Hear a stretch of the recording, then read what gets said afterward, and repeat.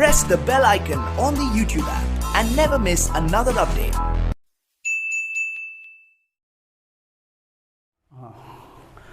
आज हम क्लास 11 का एक जो जर्नल पढ़ाए थे उसी में एक टॉपिक आता है डिस्काउंट। तो इसमें हम दिखाएंगे कि डिस्काउंट को कैसे ट्रीट करते हैं। ठीक है, तो डिस्काउंट को जर्नल में कैसे ट्रीट करेंगे इसको आज हम इसमें बताएंगे।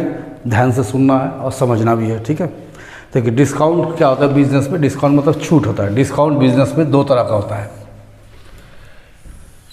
एक होता है ट्रेड डिस्काउंट,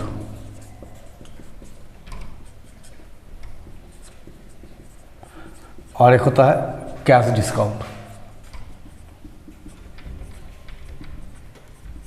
ये दोनों डिस्काउंट जब जर्नल पढ़ेंगे आएगा, है ना।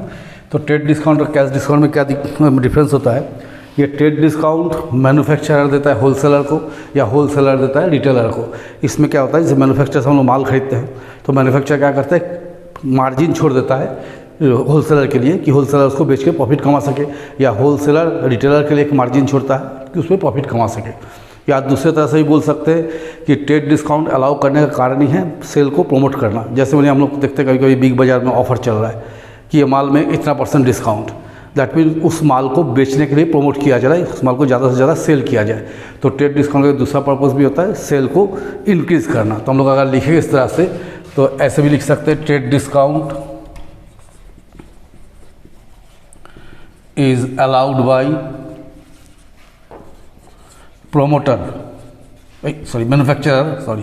manufacturer to wholesaler and wholesaler to retailer for a margin of profit. इस तरह से लिखेंगे। और ऐसे लिख सकते हैं कि ट्रेड डिस्काउंट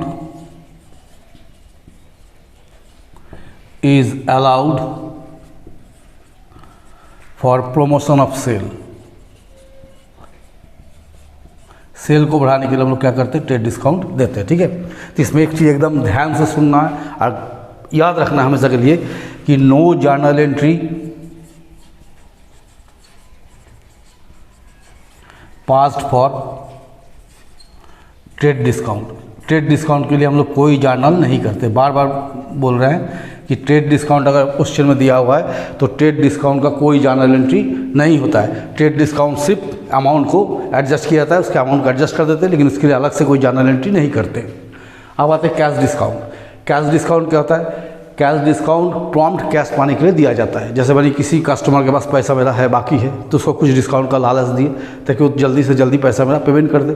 तो कैश डिस्काउंट का कारण होता है प्रॉम्प्ट कैश का पाना, इसके लिए डिस्काउंट दिया जाता है। तो ये एक दूसरे तरह से भी बोल सकते हैं, जैसे हम सबको माल बेचे हैं तो किसी से मेरा रिलेशन अच्छा है तो थोड़ा बहुत पैसा छोड़ दिए तो इसको बोलते हैं कैश डिस्काउंट। ये मेन हो गया कैश पाने के लिए। तो ऐसे लिखेंगे, cash discount is allowed for prompt cash payment. तुरंत कैश पाने के लिए कैश डिस्काउंट दिया जाता है। ठीक है, और ये सभी को नहीं, किसी किसी को दिया जाता है। जैसे ट्रेड डिस्काउंट ओवरऑल सबको मिलता है, कैश डिस्काउंट सबको नहीं मिलता है। तो देखिए जैसे बताया हम कि ट्रेड डिस्काउंट का एंट्री नहीं होता है, तो किसका एंट्री होता है, कैश डिस्काउंट। तो ट्रेड डिस्काउंट को हम लोग को ही छोड़ देंगे, हम लोग आ जाएंगे कैश डिस्काउंट में। तो देखिए कैश डिस्काउंट को हम लोग यहाँ लिखते हैं, कैश डिस्काउंट इसमें दो होगा, है ना। एक होगा डिस्काउंट अलाउड, एक होता है डिस्काउंट रिसीव्ड। ठीक है, अगर हम डिस्काउंट दे रहे हैं तो डिस्काउंट दे रहा मेरे लिए क्या है, लॉस है। अगर हम किसी को पैसा छोड़े मेरे लिए लॉस है, और कोई भी लॉस क्या होता है, डेबिट होता है। अगर हमको डिस्काउंट मिल रहा है तो हमको फ़ायदा हो रहा है तो मेरे लिए क्या है, प्रॉफिट है। कोई भी प्रॉफिट क्या होता है, क्रेडिट होता है। हम क्या बताएं कि कैश डिस्काउंट में दो होगा, एक डिस्काउंट अलाउड, एक हो गया डिस्काउंट रिसीव। डिस्काउंट अलाउड क्या होता है, लॉस होता है क्योंकि हमको डिस्काउंट देना पड़ रहा है, मेरा पैसा कम हो रहा है तो इसको बोलते हैं, इसलिए इसको डेबिट करते हैं। और डिस्काउंट पाना क्या है, प्रॉफिट है, इसलिए इसको क्या करते हैं हम लोग, क्रेडिट करते हैं। ठीक है, ऐसे भी एक साधारण नियम हम लिख देते हैं कि if cash account is debited, यदि हम लोग कैश को डेबिट करते हैं तो then discount account also be debited. इसका मतलब क्या हो गया कि कैश के पोजीशन के साथ डिस्काउंट का पोजीशन डिपेंड करता है, दोनों भाई भाई होता है। अगर कैश डेबिट में है तो डिस्काउंट को भी डेबिट में ही रखना होगा, वो क्रेडिट में कभी नहीं आएगा। इसलिए कैश को अगर हम डेबिट करते हैं तो साथ में हमको डिस्काउंट को भी डेबिट करना पड़ेगा, ठीक है। और इसी तरह लिखेंगे if cash account is credited, अगर कैश को हम क्रेडिट कर रहे हैं तो देन डिस्काउंट अकाउंट ऑल्सो भी क्रेडिटेड। तो इसका मतलब क्या हो गया, साफ साफ समझ लीजिए कि डिस्काउंट अलाउड लॉस है, डेबिट करना है। अगर इस तरह से नहीं समझते तो ये समझिए कि यदि कैश अकाउंट को हम डेबिट कर रहे हैं, जर्नल में अगर कैश को हम डेबिट कर रहे हैं तो डिस्काउंट को भी क्या कर लेंगे, डेबिट कर लेंगे। और यदि जर्नल में कैश मेरा क्रेडिट में जा रहा है तो डिस्काउंट भी साथ में क्रेडिट में चल जाएगा। ये दो उदाहरण देकर हम दिखाते हैं। जैसे समझिए यहाँ पर मानिए यहाँ में लिखते हैं received cash from Ram 900 and discount allowed 100। तो हम क्या लिखें कि receive cash from Ram, Ram से 900 रुपया मिला और राम को हम डिस्काउंट दिए कितना, 100 रुपया। तो राम से 900 रुपया मिला, दैट मीन मेरे पास पैसा आया, कैश आया ना, कैश बढ़ा। तो कैश बढ़ने पर क्या होता है, डेबिट होता है। तो कैश अकाउंट क्या करना है, डेबिट करना है। अब कैश डेबिट हो गया तो हम यहाँ क्या नियम लिखे कि अगर कैश डेबिट में है तो डिस्काउंट को भी क्या करना होगा, डेबिट में करना होगा। तो हम यहाँ लिख देंगे discount allowed account debit, discount allowed account debit. और किससे मिला है, राम से, तो टू राम। 900 का कैश मिला, 100 डिस्काउंट, कितना हो गया, 1000। तो आप लोग देख सकते हैं कि कैश भी डेबिट हुआ तो डिस्काउंट भी क्या हो गया, डेबिट हो गया। क्या लिखेंगे, being cash receive from Ram and discount allowed. मानिए एक क्वेश्चन हम और लिखते हैं, paid cash to Mohan 950 and discount received 50। यहाँ हम लिखे paid cash to Mohan 950, Mohan को 950 रुपया दिए और मोहन कितना छोड़ दिया, 50। तो मेरा पास क्या हुआ, कैश आया कि गया, कैश चला गया, दैट मीन कैश मेरा घटा। तो कैश जब घटता तो उसको कहाँ लिखते हैं, क्रेडिट में। तो डेबिट में किसको लिखेंगे, किसको पैसा दिए, मोहन को, तो मोहन डेबिट लिख दिए। टू कैश, कैश चला गया, कैश क्रेडिट में आ गया। अब जैसे कैश क्रेडिट में आया डिस्काउंट भी कहाँ आ जाएगा, क्रेडिट में आ जाएगा। डिस्काउंट रिसिव्ड, तो 950 कैश में, 50 डिस्काउंट में, 1000 मोहन में। तो being cash paid to Mohan and discount received, ठीक है। तो जैसे कि हम पीछे लिखे यहाँ पर समझाने के लिए कि कैश डेबिट होने पे डिस्काउंट डेबिट होता है, कैश क्रेडिट होने पे डिस्काउंट क्रेडिट होता है। तो वही चीज़ हम यहाँ दिखाएं कि देखिए जहाँ मेरा कैश डेबिट हुआ, जैसे receive cash from Ram, Ram से कैश मिला तो कैश को हम क्या किए, डेबिट किए। जैसे कैश डेबिट हुआ डिस्काउंट भी कहाँ आ गया, डेबिट में। और यहाँ पर क्या लिखे, paid cash to Mohan and discount receive. तो यहाँ मोहन को डेबिट में लिखे हैं, कैश मेरा चला गया, कम हो गया, तो टू कैश लिखे। जैसे कैश को क्रेडिट किए डिस्काउंट भी साथ ही साथ कहा जाएगा क्रेडिट में। माने कैश और डिस्काउंट का साइड ऑलवेज सेम होगा, अलग नहीं हो सकता है। अब देख रहे हैं कि अब एक क्वेश्चन अपने मन से यहाँ लिख दिए, purchase goods from Ram 10,000 on credit, goods returned to Ram 1000 and cash paid to Ram 8500 in full settlement of his account। full settlement मतलब पूरा पूरी खत्म हो गया ट्रांजैक्शन वहीं पर, उसके आगे और उससे कोई बात लेन देन मतलब पैसा का लेन देन नहीं होगा। इस ट्रांजैक्शन का लेन देन का अंत यहीं पर हो गया, इसका यही मतलब होता है फुल सेटलमेंट, मतलब सारा पैसा का लेन देन हो गया। तो ये तीनों एंट्री किससे रिलेटेड है, राम से।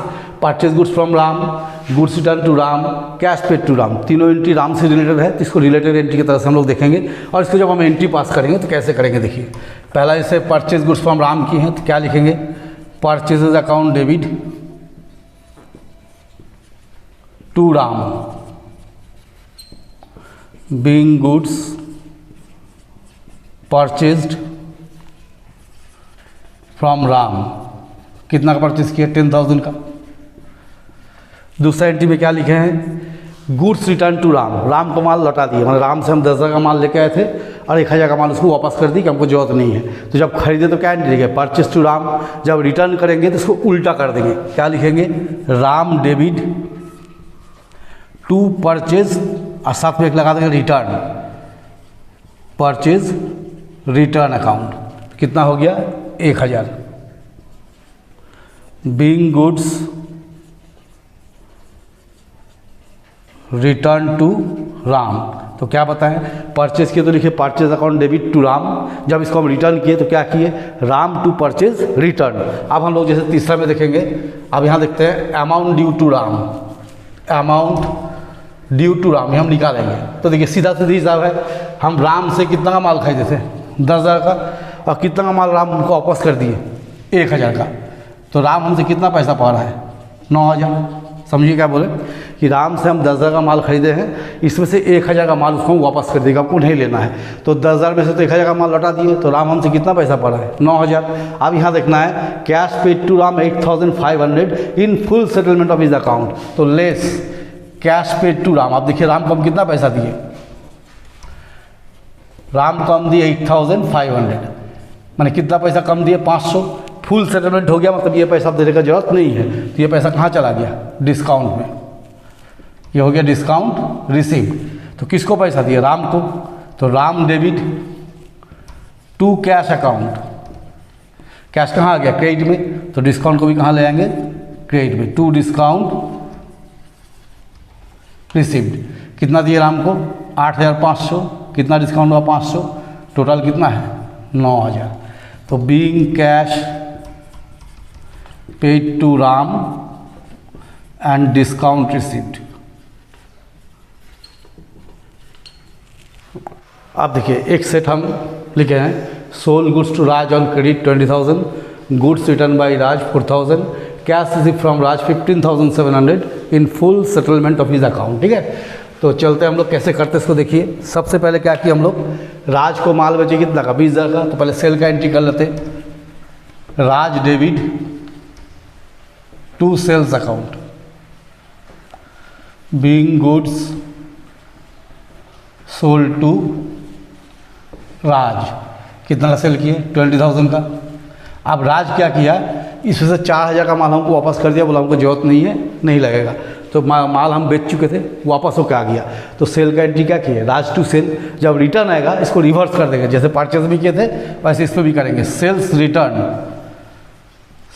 Return account debit to Raj, being goods return by राज।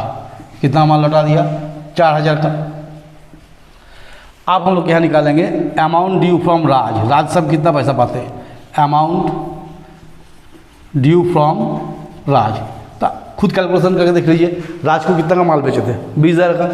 तो हम लोग सेल किए थे उसको 20,000 का, और सेल रिटर्न कितना हो गया 4,000 का। तो राज हमको 20,000 में 4,000 का माल लौटा दिया। तो राज से हम कितना पैसा पाएंगे 16,000। उसके बाद राज आया, हमको 15,700 रुपया दिया और बोला सेटलमेंट हो गया। तो लेस कैश रिसीव्ड, कितना कैश आया राज से 15,700, कितना बच गया 300। सेटलमेंट होने के कारण ये अमाउंट कहाँ चला गया, डिस्काउंट अलाउड में। ठीक है, तो क्या समझा है कि राज को 20,000 का माल बेचे, 4,000 का माल लौटा दिया। तो 20,000 में से 4,000 चला गया, कितना बचा 16,000। हम राज से 16,000 डिमांड किए, वो 15,700 देके हमसे सेटलमेंट करा लिया। तो 300 हमको छोड़ना पड़ गया, दैट इज डिस्काउंट। तो इसको कैसे कन्वर्ट करेंगे, कैश मिला तो कैश अकाउंट डेबिट 15,700, कितना छोड़ना पड़ा 300 रुपया। कैश डेबिट हुआ तो डिस्काउंट भी क्या हो जाएगा, डेबिट होगा। डिस्काउंट अलाउड अकाउंट डेबिट 300, और किससे मिला राज से, to Raj 16,000, being cash receive from Raj and discount allowed.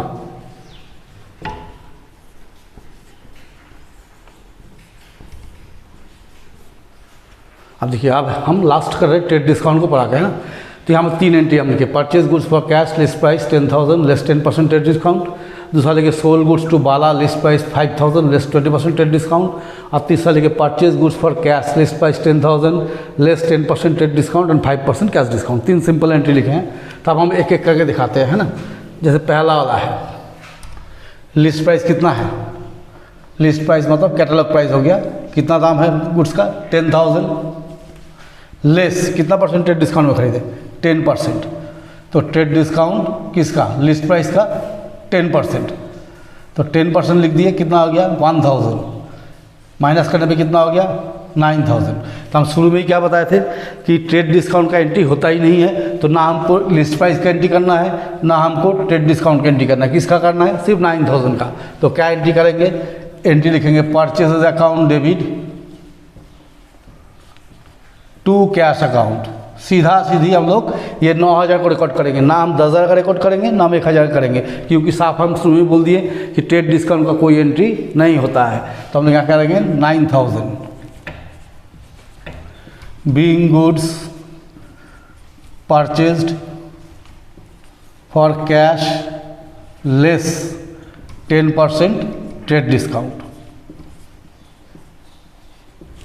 आप देखिए दूसरा हम क्या लिखे हैं, sold goods to Bala list price 5000 less 20% trade discount. इसमें देखिए लिस्ट प्राइस कितना है, लिस्ट प्राइस है 5000, कितना ट्रेड डिस्काउंट है 20%, तो लेस ट्रेड डिस्काउंट टीडी कितना है 20%। तो 5000 का 20% निकालिए, कितना हो गया 1000। इसमें लेस कर दीजिए, आप कितना बचा 4000। फिर वही नियम में चले आइए कि ना हमको लिस्ट प्राइस का एंट्री करना है ना कैश डिस्काउंट का, ट्रेड डिस्काउंट का करना है, तो सीधा किसका करना है, इसका। किसको सेल किया? बाला को। तो सॉरी यहाँ कर देते सुविधा को, Bala debit to sales account being goods sold to Bala less 20% trade discount।